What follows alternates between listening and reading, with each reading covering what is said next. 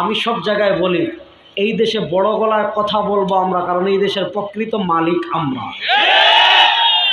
কারণ ব্রিটিশের বিরুদ্ধে জিহাদ করেছেন আমাদের বাবারা, ব্রিটিশের বিরুদ্ধে জিহাদ করেছেন আমাদের দাদারা।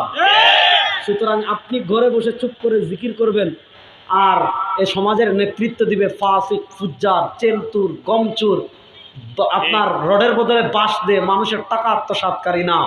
ব্রিটিশরা যেমন আমাদের ব্রিটিশের বিরুদ্ধে যেমন আমাদের আকাবিরগণ আন্দোলন করেছেন, জিহাদ করেছেন, ব্রিটিশকে পরাজিত করেছেন, দেশকে নেতৃত্ব দিয়েছেন। সুতরাং ব্রিটিশের বিরুদ্ধে আমাদের বাপ-দাদারা জিহাদ করেছেন। এই দেশের প্রকৃত মালিক আমরা, এই দেশের কথা বলবো আমরা, আমাদেরকে ওভারটেক করে কেউ কিছু করতে পারবে না। কথা ভালো করে বুঝেন। ব্রিটিশরা আমাদের আকাবিরিনদের ত্যাগের কারণে গেছে, কিন্তু ব্রিটিশরা আমাদের মাথায় সবচেয়ে বড় ক্ষতি যেটা করছে, খুব মনোযোগ দিয়ে কান খাড়া করে মুসলমান কথা শুনবেন। ব্রিটিশরা সবচেয়ে বড় যে ক্ষতি করছে আমাদের, কি করছে জানেন? ব্রিটিশরা আমাদের মাথায় আংশিক ইসলামের সফটওয়্যার দিয়ে দিয়েছে। কি জানেন? তখন আমাদের বাংলাদেশের আপনি অনেক মানুষ পাবেন ইসলাম কি মনে করে জানেন? ইসলাম মানে মসজিদে নামাজ পড়ব, ইসলাম মানে ওয়াজ মাহফিল হবে, ইসলাম মানে জিকির হবে, ইসলাম মানে কোরবানির গরুর গোশত জমা করে গোশত খাবো, বাস এটাই ইসলাম। হ্যাঁ, এটাও ইসলামের বিধান, আমি অস্বীকার করছি না। কিন্তু এটাই যদি একমাত্র ইসলাম হতো তাহলে তো নবী করিম সাল্লাল্লাহু আলাইহি ওয়াসাল্লাম মক্কা এত কষ্ট করার কোনো দরকারও ছিল না। নবী করিম সাল্লাল্লাহু আলাইহি ওয়াসাল্লাম উহুদে দান্দান মুবারক শহীদ করারও দরকার ছিল। কাফেররা তো প্রস্তাব দিয়েছিল যে মুহাম্মদ সাল্লাল্লাহু আলাইহি ওয়াসাল্লাম মারামারি বহু হয়েছে, রক্তারক্তি বহু হয়েছে, এক কাজ করেন, সন্ধি করে ফেলি, আপনি আপনার মতো ধর্ম পালন করেন, আমরা আপনার মতো আমাদের ধর্ম পালন করব, আপনি মাঝে মধ্যে আমাদের এখানে আসবেন, আমরা মাঝে মধ্যে আপনার এখানে যাব, একটা চুক্তি হয়ে যাও, একটা ঐক্য হয়ে যাও, একটা সুলহ হয়ে যাও। না, আল্লাহ ইসলামকে দুনিয়াতে কেন দিয়েছেন? আল্লাহ কোরআনকে দুনিয়াতে কেন দিয়েছেন? আল্লাহ বলেন হুয়াল্লাযী আরসালা রাসূলাহু, তিনি আল্লাহ যিনি তার রাসূলকে পাঠিয়েছেন, বিল হুদা, কোরআন দিয়েছেন, আরেকটা দিয়েছেন কি ওয়াদিনিল হক, একটা সত্য ধর্ম দিয়েছেন ইসলাম। কেন? লিইয়ুযহিরাহু আলা দ্বীনি কুল্লি, সারা দুনিয়ার সব কিছুর উপর বিজয়ী থাকবে ইসলাম। সমাজতন্ত্রের উপর বিজয়ী থাকবে ইসলাম, ধর্মনিরপেক্ষতার উপর বিজয়ী থাকবে ইসলাম, কমিউনিজমের বিপরীত বিজয়ী থাকবে ইসলাম, সব জায়গায় বিজয়ী থাকবে একমাত্র ইসলাম। কিন্তু ব্রিটিশরা আমাদের কি বুঝাইছে বুঝছেন? ব্রিটিশরা আমাদের মাথায় এই সফটওয়্যার মানে ইসলাম, যে ঘরে যেমন ইসলাম দরকার, অর্থনীতিতে ইসলামের দরকার নেই। ব্যাপারটা বুঝেন। একটা যেমন আমাদের বাংলাদেশের রাষ্ট্র পরিচালনা হয়, আমাদের অর্থনীতি কিসের উপর? আমাদের অর্থনীতি সুদভিত্তিক অর্থনীতি।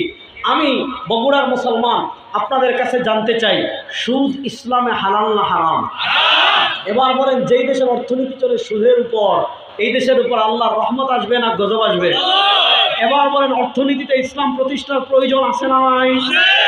আমার দেশের আইন আদালত চলে কোরআন সুন্নাহ অনুযায়ী না ব্রিটিশের আইনে? তাহলে বলেন, আইন আদালতে ইসলাম প্রতিষ্ঠার প্রয়োজন আছে না নাই? আপনি ইসলাম শুধু খানকায় প্রতিষ্ঠা করবেন, আপনার ইউনিয়ন পরিষদে ইসলাম প্রতিষ্ঠার দরকার নেই। কথা ভালো করে বুঝেন। ইসলাম শুধু ঘরে না সব জায়গায়? তাহলে সব জায়গায় ইসলাম প্রতিষ্ঠার যে আন্দোলন, ওটার নাম সিয়াসা। ভালো করে বুঝেন।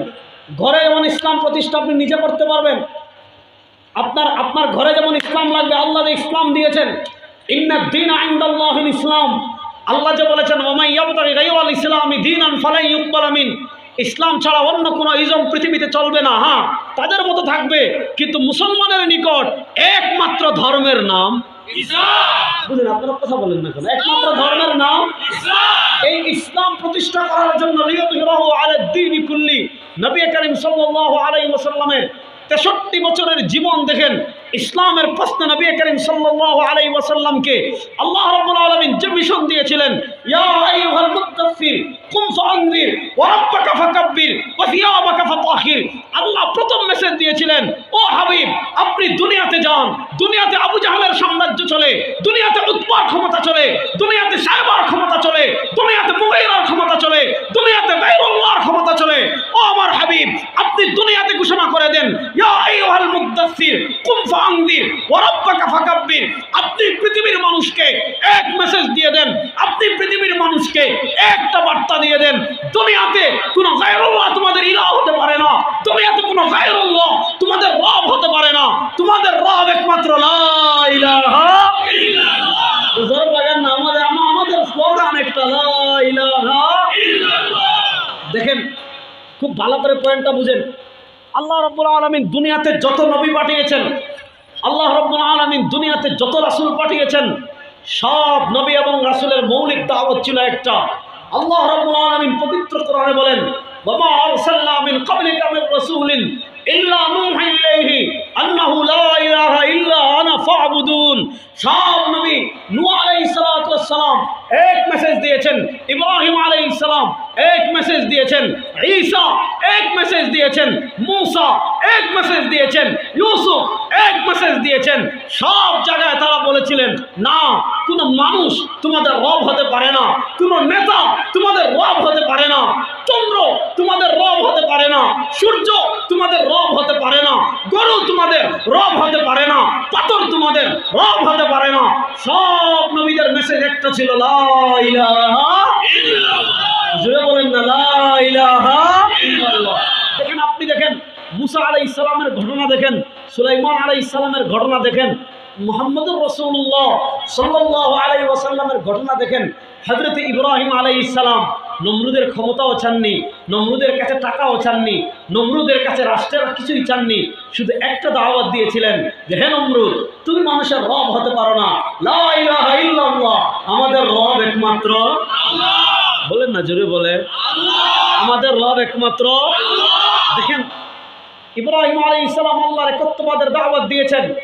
ইব্রাহিম আলাইহিস সালামের প্রথম প্রতিপক্ষ হয়েছে রাষ্ট্র নমরুদ। হযরত মূসা আলাইহিস সালাতু ওয়াস সালাম আল্লাহর একত্ববাদের দাওয়াত দিয়েছেন, প্রথম প্রতিপক্ষ হয়েছে ফেরাউন, রাষ্ট্রের ক্ষমতাসীন।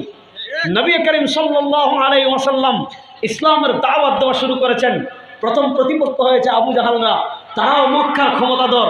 আমরা দেখি ইব্রাহিমের চেতনা দুনিয়াতে এখনো আছে, মূসার চেতনা এখনো আছে, মুহাম্মদুর রাসূলুল্লাহ সাল্লাল্লাহু আলাইহি চেতনা কিয়ামত পর্যন্ত থাকবে।